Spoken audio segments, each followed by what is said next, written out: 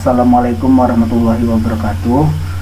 Nama saya Tri Sukirno, NIM 18050338. Saya dari Fakultas Ekonomi dan Bisnis Universitas Sumatera Utara.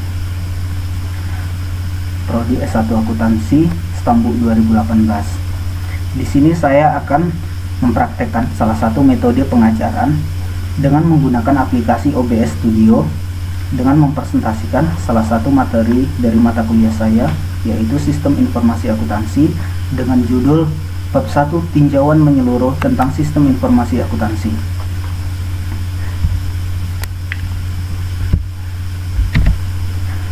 Pertama, definisi sistem dan SIA. Sistem adalah rangkaian dari dua atau lebih komponen-komponen yang saling berhubungan, yang berinteraksi untuk mencapai suatu tujuan. Sistem biasanya terdiri dari berbagai subsistem. Contohnya, Fakultas Ekonomi dan Bisnis adalah suatu sistem yang terdiri dari berbagai departemen. Nah, departemen-departemen ini merupakan sebuah subsistem. Selanjutnya, sistem informasi akuntansi. Menurut pendapat Niswonger, Vest, dan Warren tahun 1995, merupakan suatu sarana bagi tim manajemen perusahaan untuk mendapatkan informasi yang diperlukan untuk mengelola perusahaan dan untuk menyusun laporan keuangan bagi pemilik kreditor dan berbagai pihak yang berkepentingan lainnya. Selanjutnya, komponen SIA. Sistem informasi akuntansi terdiri dari 5 komponen, yaitu people, merupakan orang-orang yang mengoperasikan sistem dan melakukan berbagai fungsi. Yang kedua, prosedur, yang bertugas untuk mengumpulkan, memproses, dan menyimpan data yang berhubungan dengan aktivitas organisasi. Yang ketiga, data, merupakan kegiatan atau proses bisnis. Yang keempat, software, merupakan aplikasi-aplikasi yang digunakan. Yang terakhir yaitu infrastruktur informasi teknologi, berupa peralatan pendukung tentang teknologi. Selanjutnya, data dan informasi. Data adalah kumpulan fakta, angka-angka, atau simbol-simbol yang mempunyai makna atau kegunaan. Data mengarah pada fakta yang kita kumpulkan, simpan, dan proses dengan sistem informasi. Terdapat 3 jenis data yang perlu dikumpulkan untuk aktivitas apapun, yaitu yang pertama, fakta-fakta tentang kejadian itu sendiri. Contohnya, tanggal penjualan, faktur penjualan. Yang kedua, sumber daya yang dipengaruhi oleh kejadian tersebut. Contohnya, harga per unit dan jumlah yang dijual. Yang ketiga, para pelaku yang terlibat di dalam kerja tersebut. Contohnya, identitas pelanggan dan penjual produk. Informasi. Informasi adalah data yang telah diolah sehingga hasil olahan tersebut adalah bermanfaat dan juga berguna bagi para pemakai informasi untuk mengambil keputusan. Selain itu, informasi memiliki 7 karakteristik. Yang pertama yaitu relevan. Relevan, mengurangi ketidakpastian, mengembangkan kemampuan pengambilan keputusan untuk membuat prediksi atau mengkoreksi ekspektasi sebelumnya. Yang kedua, andal. Jika informasi itu bebas dari kesalahan dan secara akurat, menggambarkan kejadian yang terjadi dalam organisasi. Yang ketiga, lengkap. Jika tidak menghilangkan aspek-aspek penting dari peristiwa yang mendasari. Yang keempat, tepat waktu. Jika informasi diberikan pada waktu pengambil keputusan membuat keputusan.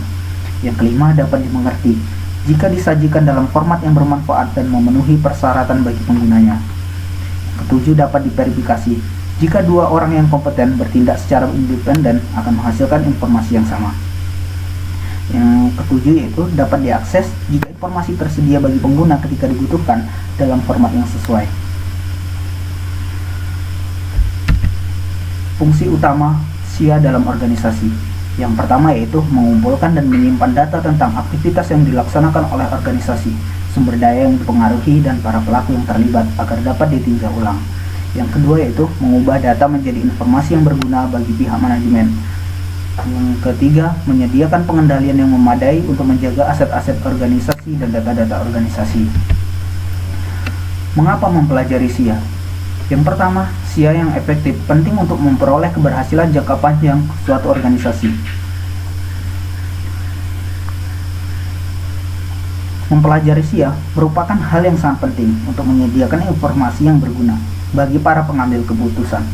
Mengubah data tersebut menjadi informasi yang dapat digunakan pada pihak manajemen untuk menjalankan organisasi mereka dan bagaimana cara memastikan ketersediaan, keandalan, dan keakuratan informasi tersebut.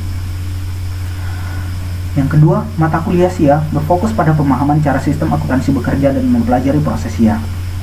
Keterampilan dalam bidang SIA penting dalam mendukung keberhasilan karir. Sebagai contoh, seorang auditor perlu memahami sistem yang digunakan untuk menghasilkan laporan keuangan. Perbandingan SIA manual dan otomatisasi. Biasanya siklus akuntansi manual terdiri dari 3 kegiatan, yaitu menjurnal, memposting, dan meringkas. Sedangkan siklus akuntansi otomatisasi terdiri dari 3 kegiatan juga, yaitu input, proses, dan output. Siklus akuntansi manual, menjurnal, artinya mencatat transaksi dalam buku jurnal. Kemudian memposting. Nah, memposting ini setiap entry dari jurnal ke dalam buku pembantu, dan kemudian dari buku pembantu ke dalam buku besar. Kemudian meringkas, menyiapkan neraca saldo atau neraca lajur. Kemudian siklus akuntansi otomatisasi. Input, mencatat transaksi ke dalam file transaksi. Kemudian memproses, mencatat setiap transaksi ke dalam file master. Misal transaksi penjualan dicatat ke dalam master piutang. Kemudian mentotal transaksi ke dalam file transaksi dan mencatat ke dalam file master buku besar. Kemudian outputnya memanggil file master buku besar dan mencetak neraca lajur. Tujuan utama SIA. Ada 3 tujuan utama. Yang pertama yaitu penyempurnaan standar pelaporan informasi. Menghasilkan laporan akuntansi yang berkualitas dan sesuai dengan pedoman standar akuntansi keuangan. Perkembangan dalam teknologi informasi dan komunikasi, sifat kebutuhan manajemen, dan juga menjadi faktor pendorong utama untuk selalu mengkaji ulang rancangan sistem informasi akuntansi. Yang kedua, pengurangan biaya klerikal. Untuk meningkatkan SIA juga memerlukan penambahan biaya investasi, oleh karena itu selalu harus dipertimbangkan. Ketiga, meningkatkan uji silang atau internal check. Uji silang artinya adanya pemeriksaan ulang suatu pekerjaan seseorang atau bagian tertentu oleh sistem komputer. Kemudian manfaat SIA. Manfaat SIA ada 5. Yang pertama yaitu mengamankan harta kekayaan perusahaan. Yang kedua, menghasilkan informasi untuk pihak eksternal. Yang ketiga, menghasilkan informasi untuk penilaian kinerja karyawan atau divisi, menyediakan data masa lalu untuk kepentingan audit atau pemeriksaan, dan menghasilkan informasi untuk pengambil keputusan. Peran SIA dalam rantai nilai. Rantai nilai atau value chain adalah rangkaian kegiatan yang dilakukan suatu perusahaan untuk menghasilkan produk atau jasa. Rantai nilai organisasi terdiri dari 5 aktivitas utama yang secara langsung memberikan nilai kepada para pelanggan. Yang pertama, inbound logistik. Terdiri dari penerimaan, penyimpanan, dan juga melibatkan aktivitas organisasi yang menghasilkan produk dan jasa. Yang kedua, operasi. Aktivitas yang mengubah masukan menjadi jasa atau produk. Outbound logistik. Aktivitas yang melibatkan distribusi produk yang sudah jelas melalui jasa pelayaran ke para dealer. Yang keempat, pemasaran dan penjualan. Mengarah pada aktivitas yang berhubungan dengan membantu para pelanggan untuk membeli jasa atau produk yang dihasilkan organisasi. Yang kelima, pelayanan. Memberikan dukungan pelayanan purna jual kepada para pelanggan. Organisasi juga melaksanakan berbagai aktivitas pendukung yang memungkinkan kelima aktivitas utama tersebut dilaksanakan secara efektif dan efisien. Aktivitas tersebut dikelompokkan menjadi 4 kelompok, yaitu infrastruktur perusahaan mengarah pada akuntansi keuangan, hukum, dan lain-lain. Yang kedua, sumber daya manusia melibatkan aktivitas yang berhubungan dengan perekrutan, pengontrakan, pelatihan, dan pemberi kompensasi. Yang ketiga, teknologi merupakan aktivitas meningkatkan produk dan jasa pembelian, termasuk aktivitas yang melibatkan perolehan bahan mentah, suplai, mesin, dan bangunan untuk aktivitas. Kemudian siklus SIA. Ada 5 siklus SIA. Yang pertama, siklus pendapatan. Mencakup kegiatan penjualan dan penerimaan dalam bentuk tunai. Siklus pengeluaran. Mencakup kegiatan pembelian dan pembayaran dalam bentuk uang tunai. Siklus penggajian sumber daya manusia. Mencakup kegiatan mengontrak dan menggaji pegawai. Siklus produksi, mengubah bahan mentah dan buruh menjadi produk jadi.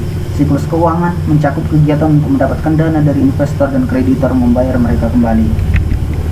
Cukup sekian presentasi dari saya, kurang dan lebihnya saya mohon maaf. Saya akhiri. Assalamualaikum warahmatullahi wabarakatuh.